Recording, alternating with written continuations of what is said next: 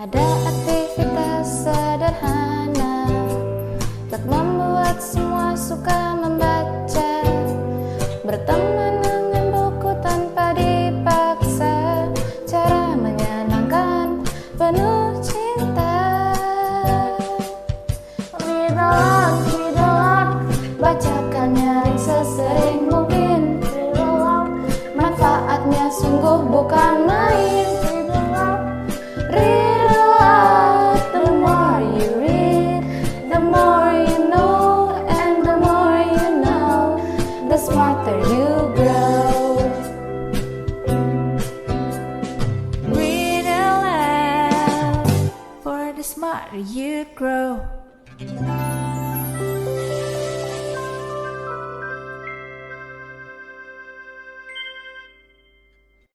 Assalamualaikum warahmatullahi wabarakatuh. My name is Alyssa and I'm from grade 6. Today I will be reading aloud Treasure in Puget Sound.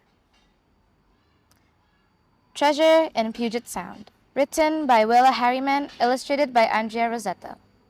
My name is Riley Hawkins. I hereby record the best treasure hunt I ever took part in. Best because the treasure was real, the treasure of Puget Sound. The adventure began the night Johnny Bones came to stay at my mom's hotel in Tacoma, Washington. He was a large old sailor who paid my mom in cash, then dragged his chest down the hall to his room. We didn't hear from him again until the next afternoon, when he appeared at the front desk. He handed me a faded manila envelope. "Will you put this in your safe?" he asked. His accent made me smile. I thought sailors talked like that only in old movies, but I nodded. "Can I trust you not to peek at what's inside?" I nodded again. "Do you promise? Cross your heart and swear to die? Stick a needle in my eye," I said. "You seem like a good kid," Johnny Bones said. He pulled a $10 bill from his pocket and pushed it towards me. "I'd like ya to be me lookout. If I ever spotted a man with one leg near the hotel," he said, "I should alert him." Missing one leg, sure, and 2 fingers from his left hand. For emphasis, Bones shook his left hand in my face. A few nights later, a strange man did come to the hotel. He wore a hood so I couldn't get a good look at him. He limped through the lobby and down the hallway towards the rooms. "Can I help you?" I called after him. "Aye," he growled over his shoulder. "I be looking for Johnny Bones, and what's owed me." I called Johnny Bones' room, although my hand was shaking. When he picked up, I said, "Sir, your package has arrived." My voice was shaking too. "Me what?" shouted Johnny Bones. The TV blared in the background. "The package you told me to watch for. It's arrived and is headed your way." "Arr," Bones said, and hung up. The limping man stopped and turned to look at me. Just then, Bones stepped silently out of his room. He tiptoed down the hallway in the opposite direction. The limping man turned back in time to see Bones disappearing through the fire exit. "Where is it?" the man roared after him. He didn't try chasing Bones, maybe because of his leg. My mother appeared at my side. "If you don't leave now, I'll call the police," she shouted. The hooded man disappeared through the same door as Johnny Bones. After he left, I told my mom about the manila envelope.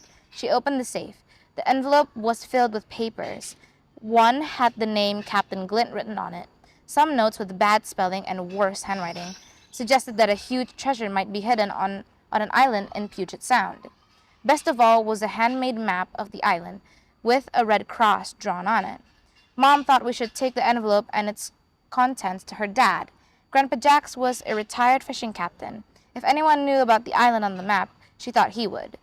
We took the map and notes to him, and I told him as much as I knew about Bones. I also told him about the man with the one leg. Grandpa Jax knew about Captain Glint and the rumors of hidden treasure. He believed that if the map was real, there could be a fortune on the island. We couldn't keep the fortune, but he said there might also be a reward. Years ago, he said Glint and his men were able to hijack a military ship. Somehow they found out it was carrying a lot of gold and snuck aboard. They were caught, but not before they got the gold and hid it. They didn't reveal where the treasure was hidden during the trial or afterward. Glint died in prison. Grandpa Jax knew the island in the drawing, and he thought we should pay a visit. We? I said, pointing from me to him and back again. Grandpa Jax winked at me. I want her to have a share of the reward, he explained to Mom, and a share of the excitement. 2 days later, Mom drove me down the docks. I saw Grandpa's beautiful old wooden boat, the Marlena, floating there. As excited as I was also afraid. When Mom hugged me goodbye, I almost cried. Grandpa Jax welcomed me aboard the Marlena, then told me to report to the cook, a tall man with a parrot on his shoulder. Something about this man made me nervous. I was trembling a bit when he reached to shake my hand.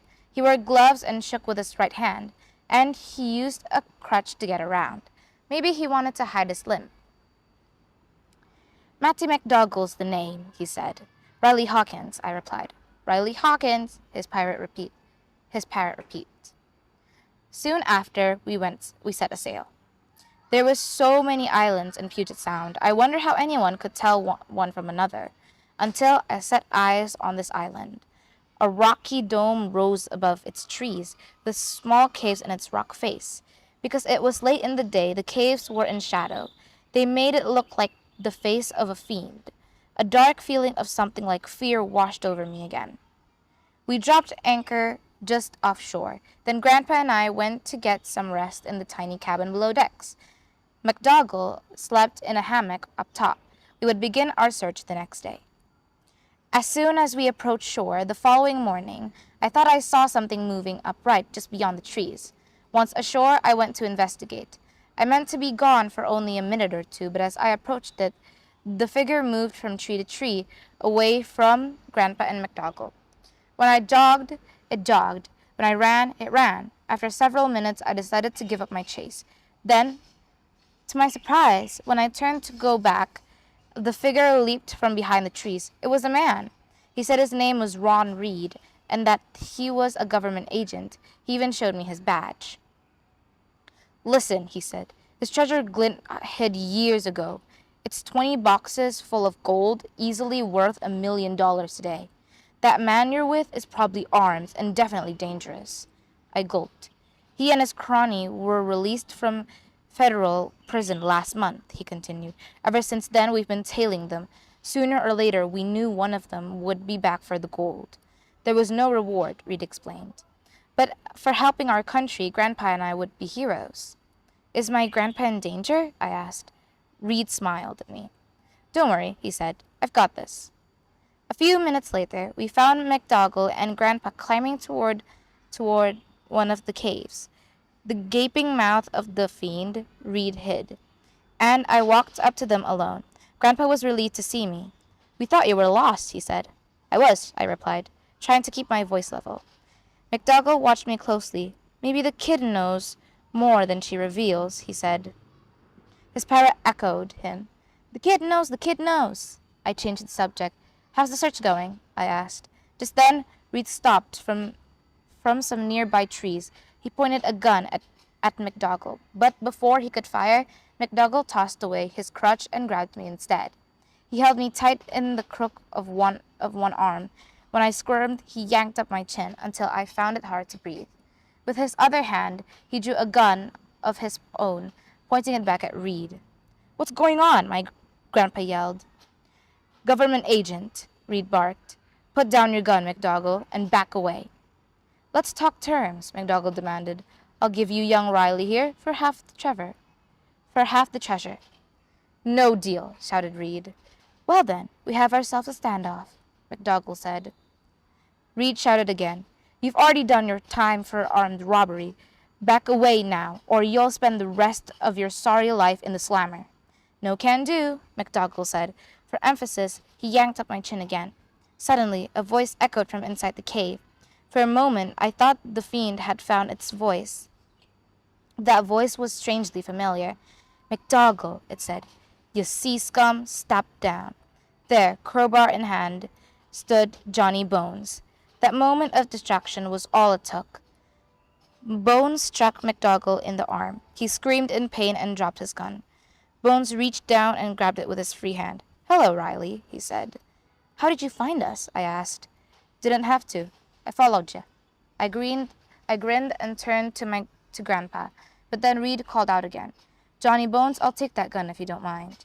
"But I do mind," Johnny growled, and with one lightning motion he threw the crowbar and knocked the gun from Reed's hand. With McDonald's gun now trained on Reed, Bones walked over, picked up Reed's gun off the ground, and gestured to Reed to join the rest of us. Then a slow smile appeared across the face of Johnny Bones. "Listen up, the lot of ya," he said.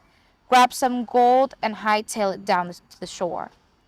Down at the water's edge, he gestured toward a second, smaller boat, anchored now near the Merlina. We loaded that gold on the boat, then headed back up the hill for more. It took 4 trips to clear out the cave. After we loaded the last of the gold on the little boat, Johnny Bones had Reed handcuff McDougall so he could take him back into custody without a gun. While Reed was doing that, Bones slipped me something smooth and heavy. It was a single gold bar. He winked at me and whispered, "A little keepsake to help you remember this grand adventure." Not that I'd ever forget to this day. I still dream about it. Some of the dreams are thrilling, but some are nightmares. In them I can still hear McDougall's parrot, "The kid knows, the kid knows." Soon, the rest of us were back on the Merlina, McDougall in handcuffs. We watched Bones climb aboard his little boat and heard him fire up the engine. He disappeared with $1 million in gold. Well, almost $1 million. Thank you so much for watching. I'll see you in the next Read Aloud.